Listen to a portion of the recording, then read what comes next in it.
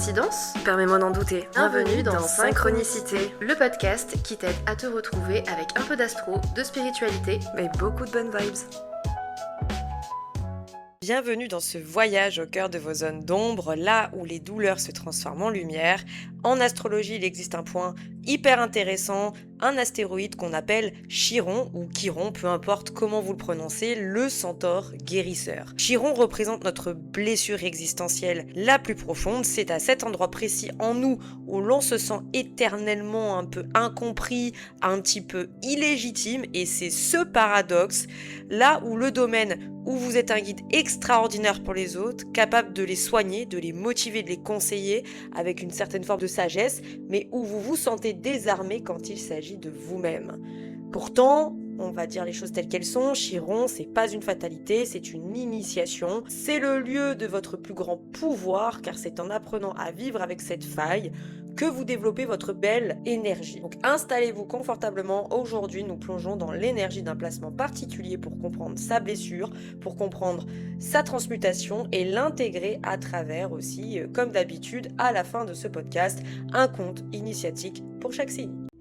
Imaginez une personne capable d'insuffler de l'espoir dans les situations les plus désespérées.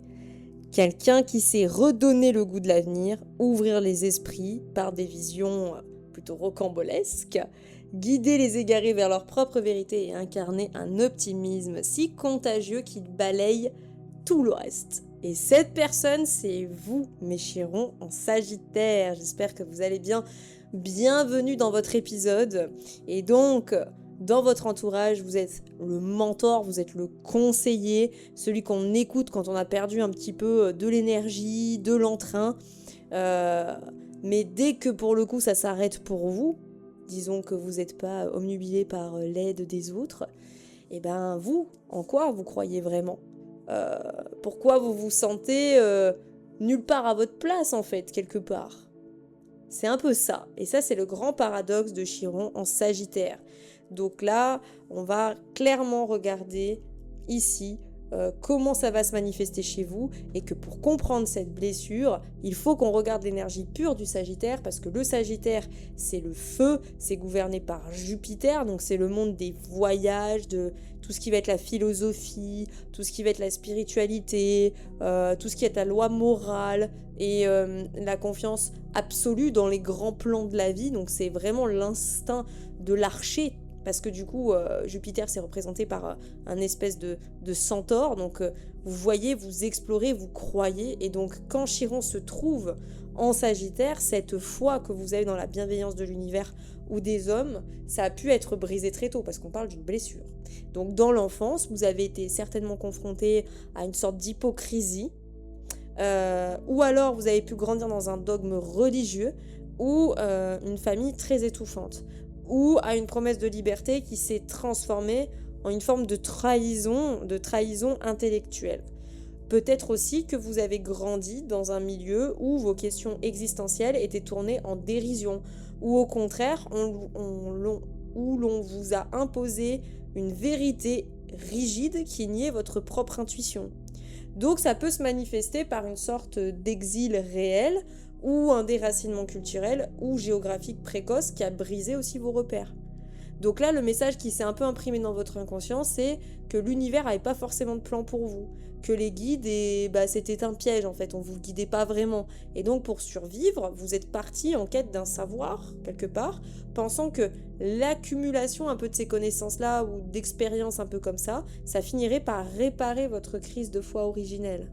Voyez ? Et donc pour pas sombrer dans cette angoisse du vide et de non-sens, ce Chiron en Sagittaire, il va déployer des stratégies d'évasion ou de contrôle intellectuel assez cocasses au quotidien. Donc ça va se manifester souvent par deux extrêmes. Donc d'un côté, vous pouvez porter un peu le masque du missionnaire. Donc en soi, vous devenez le détenteur de vérité absolue. Donc vous allez accumuler par exemple les connaissances, les diplômes, pourquoi pas des certifications ésotériques, des lectures sacrées. Vous allez chercher à convaincre quelque part la terre entière du bien fondé de votre philosophie, ou de votre régime de vie, ou de vos croyances. Donc attention à l'intolérance là pour le coup. Donc vous vous dites inconsciemment, si je convertis les autres, si je leur prouve que j'ai raison, cela calmera le doute affreux qui me ronge en moi, quoi. Mais le problème, c'est qu'encore une fois, avec cette rigidité, vous vous coupez de la magie du moment. Donc vous allez intellectualiser le divin au lieu de le vivre. Et donc, ça peut ne pas vous autoriser à ressentir les choses pleinement, en fait. Et de l'autre côté, vous pouvez porter le masque du nomade, donc par peur de vous confronter au vide, ou de découvrir qu'aucune croyance n'est parfaite, et bien vous allez refuser de vous poser. Donc vous allez changer constamment de projet, constamment de philosophie, pourquoi pas constamment de pays aussi, et donc vous allez perdre en enthousiasme aussi, parce que vous allez vous dire que la vérité est ailleurs, au prochain voyage, à la prochaine révélation, au prochain carrefour. Donc vous confondez souvent la liberté avec l'incapacité à vous enraciner quelque part. Voilà, c'est un écran de fumée pour moi, pour ne pas regarder vraiment ce qui se passe en vous. Vous voyez ? Donc ça va vraiment se traduire de ces deux façons différentes. Et que cette dualité-là, encore une fois, ça va créer un épuisement existentiel qui va être profond chez vous. Donc vous allez passer votre temps à chercher un peu la terre promise. Mais sans le vouloir, vous allez vous auto-saboter par rapport à ça. On va quand même regarder dans quelle zone ça va venir vous impacter, ce chiron-là. Donc on va regarder vos maisons. Donc je vous inviterai à regarder votre maison dans laquelle se situe votre chiron. En maison 1, là la blessure va toucher votre posture. Donc vous voulez incarner plusieurs choses, donc l'autorité, l'enthousiasme, etc. Tout en vivant dans une forme de peur permanente de passer pour un donneur de leçons ou un ignorant, ce genre de choses. En fait, c'est un peu cette dualité-là de j'ai envie d'incarner quelque chose qui va aider l'autre, donc par votre image, votre éloquence, mais en même temps, vous avez cette peur de ne pas être reconnu ou de passer pour un fou, quoi. En maison 2, là, la blessure s'invite dans votre rapport à l'abondance, donc vous balancez entre une sorte de mépris spirituel pour l'argent, donc considérez que l'argent c'est quelque chose de dégueulasse, et vous avez une anxiété un petit peu jupitérienne de manquer d'espace ou de ressources pour réaliser vos grands projets. C'est paradoxal, mais c'est un peu ça. En maison 3, là, la blessure va bloquer la communication simple, donc vous avez du mal avec les grandes discussions banales du quotidien, donc vous cherchez toujours à élever le débat vers quelque chose de plus grand. Donc quitte à paraître un peu déconnecté de votre entourage proche, il faut toujours que ce soit dans les échanges beaucoup plus. Donc en maison 4, la blessure, elle va être ancrée dans vos racines, donc le sentiment d'être un étranger complet au sein de votre propre lignée. Vous allez chercher désespérément votre famille d'âme, en fait, quelque part, ou votre partie spirituelle loin de votre foyer natal. En maison 5, la blessure, elle va toucher à votre joie créative et l'amour. Donc vos créations et vos passions doivent absolument porter un message qui va être humanitaire, philosophique, quelque chose d'assez grandiose, ce qui va vous empêcher là aussi de simplement créer pour le plaisir de votre enfant intérieur. Il faut toujours qu'il y ait une quête derrière ça. En maison 6, la blessure, elle va s'inviter dans votre quotidien, donc vous allez détester les routines que vous jugez beaucoup trop insignifiantes, vous allez chercher à mettre du sacré et du sens dans la moindre de vos tâches, et c'est ce qui s'accompagne souvent d'une somatisation liée aux excès ou à l'épuisement nerveux. En maison 7, la blessure elle va s'exprimer au sein du couple. Donc vous allez rechercher un partenaire qui soit un petit peu maître à penser, un guide spirituel ou qui va être qui va être au même niveau que vous, au niveau croyance, au niveau ambition, ou au contraire vous allez tenter d'éduquer et de sauver l'autre, transformant la relation quelque part en challenge un petit peu. En maison 8, la blessure va toucher aux crises intimes et aux mystères, donc peur viscérale que la fin de la vie ne soit que le néant absolu quelque part, donc une peur de la mort, concrètement c'est ça, et qu'on peut un peu trop fouiller l'occulte et le métaphysique avec l'anxiété pour y découvrir certaines preuves. Et ça, il faut faire très attention dans ce cheminement-là parce que vous pouvez baigner dans des trucs vraiment pas très cool au niveau pratique et énergie, donc faites très gaffe à ça. En maison 9, la blessure, elle est chez elle, donc là, tout ce qui va être les études supérieures, les voyages et la spiritualité vont être une quête absolue et en même temps douloureuse pour vous. Donc syndrome de l'imposteur, face à la légitimité, pourquoi pas d'enseigner ou de guider ici. En maison 10, la blessure, elle va impacter votre vocation publique. Donc vous voulez être reconnu comme une autorité dans votre domaine, un leader, mais vous redoutez constamment d'être critiqué sur votre éthique ou votre intégrité. En maison 11, là, la blessure va s'exprimer au milieu des communautés. Donc vous allez chercher à diriger ou à inspirer des groupes et des réseaux, mais vous êtes hypersensible à la moindre trahison idéologique ou dissension au sein du clan. Ça, vous le vivrez hyper mal si vous l'avez dans ce ce placement-là. Et enfin, en maison 12, là, la blessure, elle va être logée dans le grand tout mystique. Donc là, c'est une sensation de coupure originelle. Enfin, vous voyez, là, je pars un peu loin dans mes propos, mais c'est parce que c'est vraiment ça. Vous êtes coupé de la source, quoi, et que vous portez un peu le deuil de l'humanité entière. C'est un truc de fou, mais ce placement-là, il est un peu perché, mais c'est vraiment ça, c'est qu'on trouve sa place nulle part, on sent qu'on est un être spirituel beaucoup plus éveillé, qu'on n'a rien à foutre là. C'est vraiment ça, la sensation que ça donne, ce Chiron en maison 12, dans le Sagittaire. Mais ce Chiron-là, et il vous condamne pas, bien au contraire, il faut que vous arriviez à pratiquer la spiritualité du quotidien, non pas dans un truc hyper perché, hyper lointain, mais dans quelque chose de très simple. Par exemple, vous avez bien dormi la nuit, partagez un moment hyper complice avec un ami, une randonnée.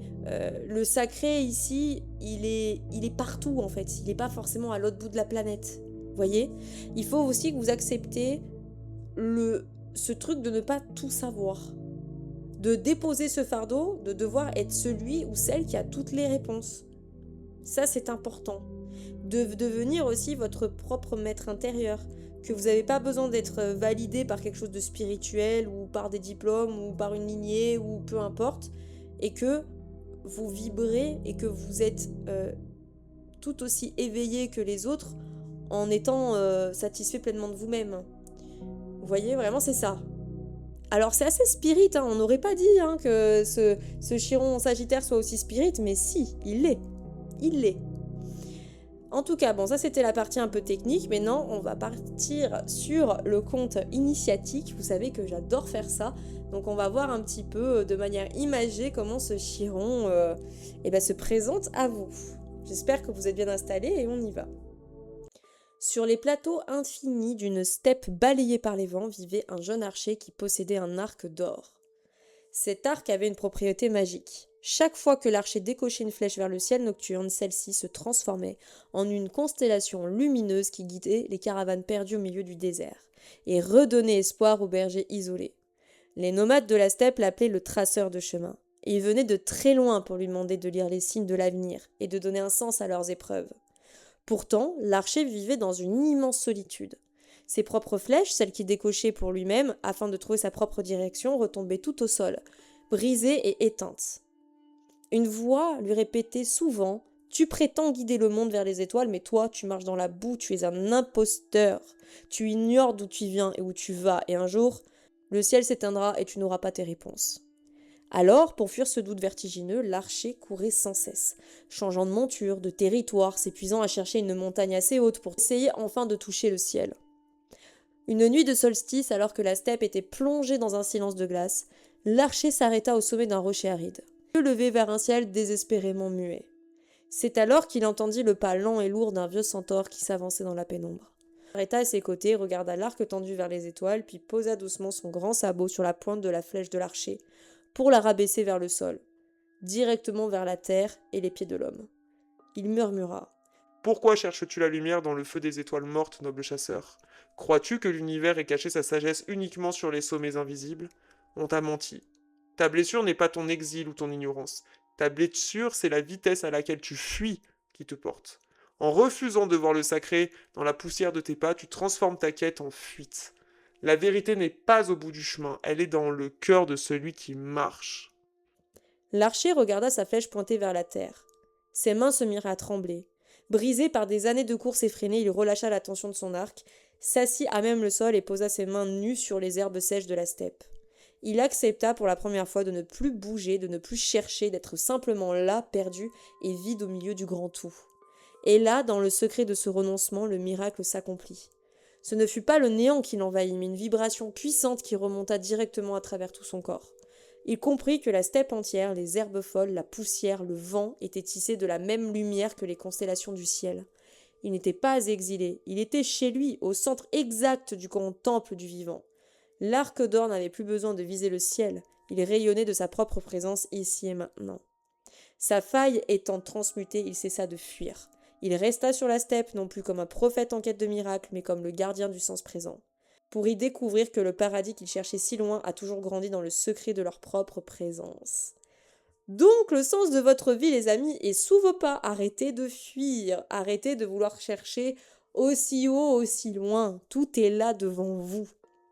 J'espère en tout cas que cet épisode vous aura plu. N'hésitez pas en tout cas à commenter, liker, partager cette vidéo et pourquoi pas aller découvrir aussi les autres épisodes, mais également à découvrir aussi nos services, que ce soit nos e-books personnalisés ou même nos guidances.